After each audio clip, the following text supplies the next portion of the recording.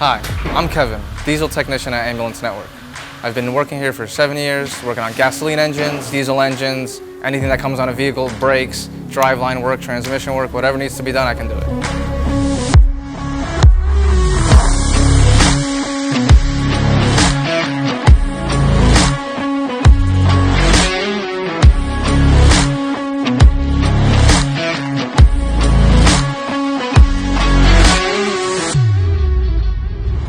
So here I am today diagnosing a crank no start on a 6.0 Ford diesel. And as you can see, I have my PIDs pulled up, got my injection control pressure, my IPR, my sync. I suspect it's not building oil pressure from the low pressure pump, but let's check it out. As you can see here, this is the pressure it's trying to build up, and it's not going past 2 psi.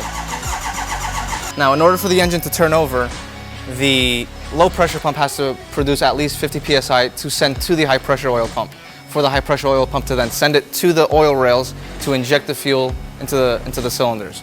And at the moment we have about 3 psi of oil pressure, so that's definitely not enough.